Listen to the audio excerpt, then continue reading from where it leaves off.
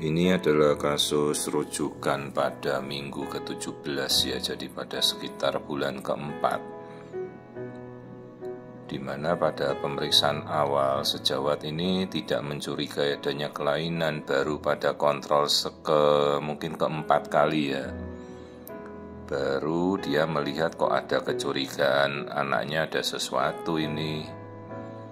Dia melihat kok bagian lehernya seperti ada sekat kista ya yang berada pada daerah leher, dan itu kistanya kok besar-besar di bagian leher kepala. Terus ini kita lihat yang seperti celah berwarna hitam ini yang kita tunjuk anak panah, ini adalah bagian tempurung kepala yang strukturnya tidak menutup ya, bisa kita bilang pecah begitu bagian belakangnya. Jadi ada defek kecil sehingga jalurnya itu jadi terbuka ya, tempurung kepalanya tidak menutup. Jadi ini defek kranium pada bagian posterior atau bagian belakang kepala. Jadi jelas ada kerusakan di otak. Memang ya ini agak kita telat ketahuannya, tapi ya intinya tetap akhirnya bisa diketahui pada bulan keempat ini. Jadi ini kita lihat struktur tempurung kepala dan bagian kulit kepalanya itu sampai tebal sekali ya, seperti bengkak begitu. Nah ini yang bagian kanan ini kita geser, bagian tempurung kepalanya bagian belakang itu seperti ada celah kecil berongga hitam. Jadi tempurung kepalanya itu tidak terbentuk sempurna, bagian belakangnya ada yang bolong. Dan bagian kulit ini bagian perut, lihat ini bagian yang putih itu bagian kulit aslinya lah. Terus yang bagian yang melembung itu yang di sekelilingnya membesar kayak balon mengelilingi, yaitu kulit yang sudah terisi air, bengkak semua, edema kutis. Jadi ini edem badannya, semua badannya bayi ini bengkak ya. Jadi istilahnya ini hidrofetalis yang kemungkinan ada dua macam, yaitu akibat imunologi atau non-imunologi ya. Ini biasanya akibat genetika, jadi sifatnya non-imun hidrofetalis. Paling sering kelainan genetik seperti trisomi 21 atau Turner syndrome. Kalau trisomi 21 Down syndrome, kalau Turner syndrome itu monosomi X. Jadi dia hanya memiliki satu gen X kromosom. Jadi kalau ibu-ibu tanya penyebabnya kenapa ya, tolong diikuti dan didengarkan penjelasan yang saya sampaikan. Ini adalah suatu kelainan genetika. Ya genetika itu karena genetika pada janin sebagai individunya jelek, bukan genetika dari orang tuanya. Genetika orang tuanya normal-normal saja, tapi dia, si janin ini sebagai individu saat terbentuk dia memiliki genetika yang cacat. Jadi jangan ditanya lagi penyebabnya kenapa dok, penyebabnya kenapa dok. Jadi kita membiasakan untuk mendengarkan ya dari awal sampai akhir begitu ya. Genetika mau siapa saja bisa terkena. Kemudian yang kita lihat ini jantungnya jelas ada kelainan ya. Jadi yang harusnya akan terlihat 4 ruang jantung ini, jantungnya tidak terlihat sempurna, bentuknya saja sudah tidak beraturan dan kelihatan seperti jantung kirinya itu tidak berkembang nih. Ya. Jadi jantungnya ini tidak bisa memompa aliran darah dengan normal, makanya bayinya bengkak. Ya, ini jelas jantungnya ada suatu kelainan hypoplastik jantung kiri. Nah sekarang prognosis seperti ini prognosis yang sudah sangat berat ya.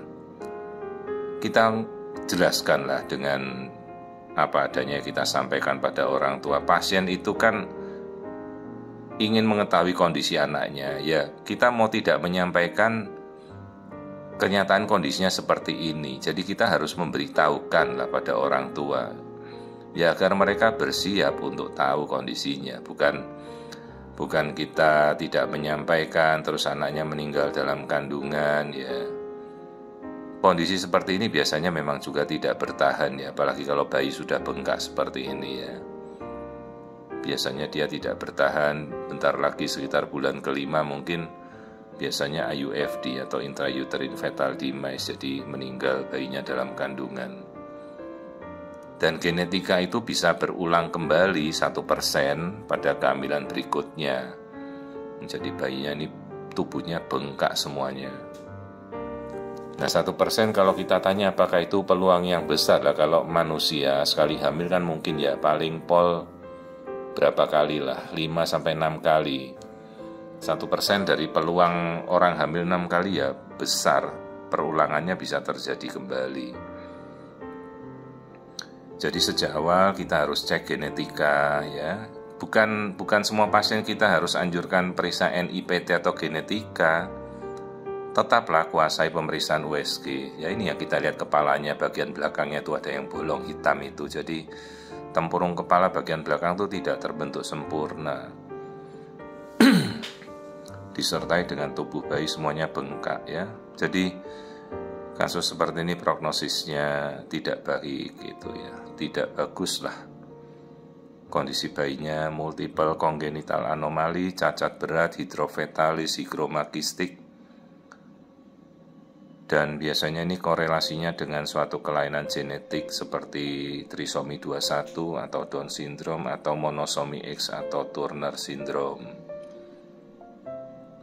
Dan dalam kondisi seperti ini biasanya dia tidak akan bertahan lama ya. Biasanya memasuki bulan kelima karena jantung sudah sedemikian berat untuk memompa darah karena bayinya sudah bengkak, yaitu biasanya dia mati sendiri dalam kandungan atau IUFD.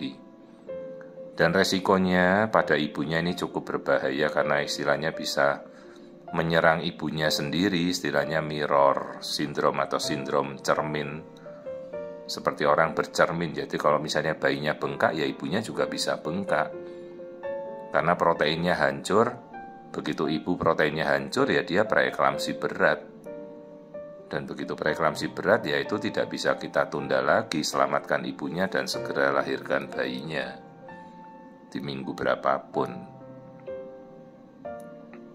Jadi dalam kondisi ini jelas prognosisnya sangat buruk ya, dan kemungkinan juga terapi untuk kasus seperti ini tidak ada sama sekali ya. Kondisinya sudah sedemikian berat. Jadi ini kasus hidrofetalis, higromakistik, multiple congenital, cacat anomali bawaan,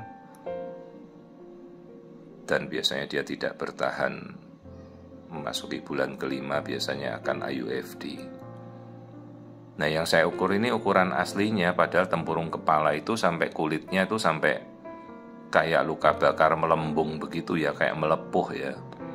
Coba cari di Google tampilan hidrofetalis ya atau higromakistik, pasti ketemu banyak kok di searching di Google, itu banyak sekali tampilan janin yang terlahir dengan hidrofetalis. Biasanya dia meninggal dalam kandungan ya, tidak bisa bertahan.